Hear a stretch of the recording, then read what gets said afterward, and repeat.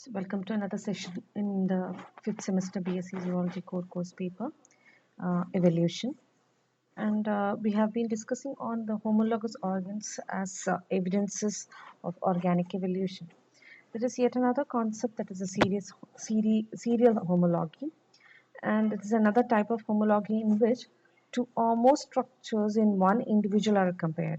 Usually, in normal homology, we have been comparing organ of one animal with an organ in another animal. For example, we compared the wing of bird as being homologous to the forelimb of humans, isn't it?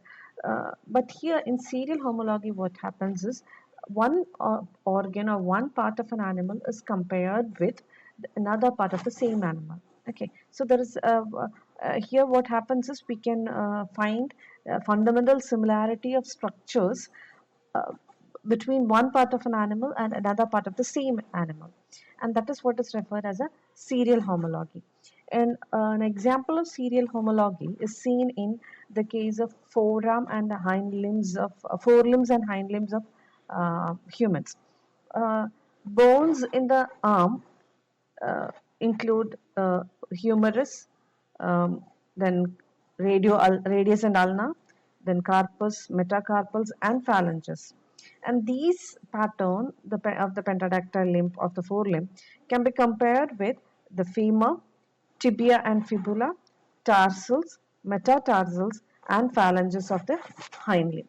So this is actually a serial homology, comparing the skeletal structure supporting the forelimb with that of the hind limb. And we can see that there is a homology exhibited by these two structures. Okay, so here you can see yeah. So there is what they call humerus, then like radius and ulna, and then you have the like carpals, the metacarpals, and then the phalanges that support the fingers. Okay, so each of the finger will be supported by the bones of the phalanges, likewise all the five. Okay, so similar pattern is exhibited by the hind limbs as well. So here it will be like in the case of hind limb, it will be the femur instead of humerus, instead of radius and ulna in the forelimb, in the hind limbs it is the tibia and fibula, and instead of the carpals in hind limbs it is tarsals, metacarpals, uh, almost complementary to the metatarsals, and the phalanges. Okay, so here you can see a homology with respect to the forelimb and the hind limb. Now similarly, we can see so evidently then our forelimbs and hind limbs are modifications of the same fundamental pattern. The arm being modified for grasping and the legs being modified for locomotion in upright posture. Okay, similar we can have examples of serial homology in cervical vertebrae of mammals as well as jointed appendages of arthropods. Right. There are 19 pairs of appendages in crayfishes, and all these 19 pairs are built according to the same single biramus appendage pattern. I hope you remember the biramus nature when you have attended the classes on class insecta, or what we can say arthropodas. Okay, the phylum arthropoda. So here you can see that these 19 pairs of appendages in the crayfish, it is being built in the same single biramus appendage pattern. But these 19 pairs of appendages serve different functions, such as sensing, like antennae, chewing, mandibles, okay, food handling, walking, mating, egg carrying, swimming. So all these appendages, they perform different functions, but all these are made from the same biramus appendage pattern. So there is a homology, right? Thus, like homology in general, serial homology explains the theory of descent with modification, that is evolution. Okay, so that is what the serial homology depends on. Now, next component of morphological and anatomical evidences, it is provided by the divergent evolution and adaptive radiation. Okay, so what is it? So, as we have already seen in the examples of homology, the ancestor was variously modified, or the ancestral stock was variously modified to suit different functions in the descendant. And this enabled the descendants to occupy a wide variety of ecological niches.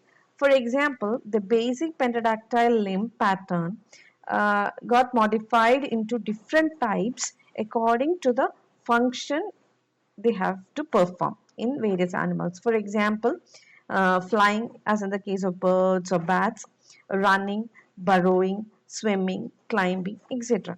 The origin of such new adaptations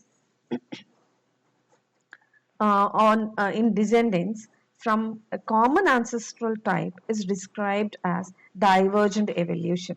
Okay, this is one of the like examples you can see, right? This is the ancestral primitive stock. Okay, the ancestral stock, and from this kind of a ancestral stock, you can see a bat got evolved, but here it is the forelimb is modified for flying, the arboreal climbing ones, squirrel, isn't it?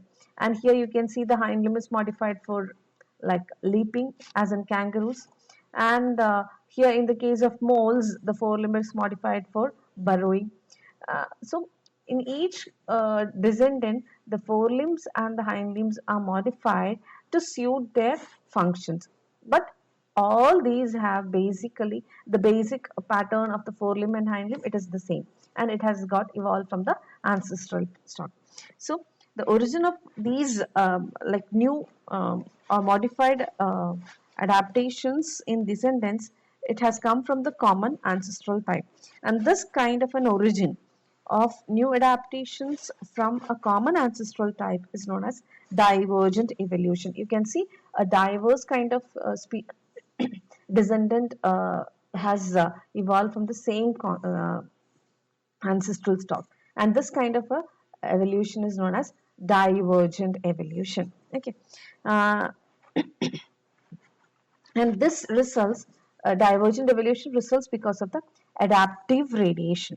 Adaptive radiation can be defined as evolution of animals in several directions from a single ancestral type. Okay, so that is what is adaptive radiation means. So adaptive radiation, divergent evolution is almost one and the same.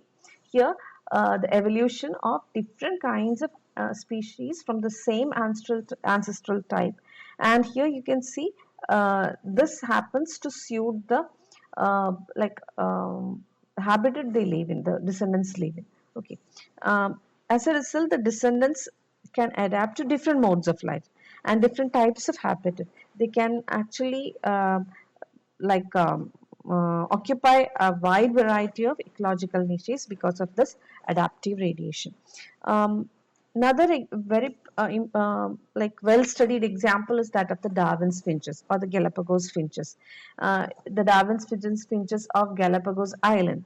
Okay, here we can see that these have all the Galapagos finches have evolved from a same single ancestral stock that arose from that was found in South American main island. Okay, and it is from this finch the complete set of finches on Galapagos were had evolved, and you can see this common ancestral finch had given rise to finches that can like are completely the ground finch type, and then you can see it can feed upon the cactus, vegetarian ones, granivorous ones, then warbler type. So all these different types of finches with different like beak type had evolved from the common ancestor. You can see basically it can be divided into insect eaters, bud eaters, cactus flower eaters, and the seed eaters. And to suit these different kinds of food habits, the beaks have got evolved in different ways. But all these, basically, all these finches have arose from or evolved from the same common ancestor. And this kind of evolution is known as the divergent evolution or the adaptive radiation. Uh, and similarly, you can see the adaptive radiation in the case of marsupials in Australia. The end product of adaptive divergence will retain certain structural features in common with each other and with the ancestral stock from which they arose. That is, you can see that adaptive radiations has given rise to all these kinds of species from the same ancestral stock.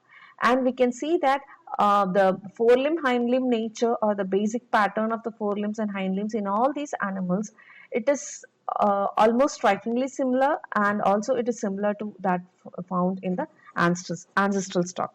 Okay, so those structural similarities are the basis of homology, and this is based because of the homologous nature, or basic the adaptive radiation, divergent evolution actually have given rise to the homologous nature, or the homology in the structures of various organs. Okay, so this is all about the divergent evolution. Yeah, thank you.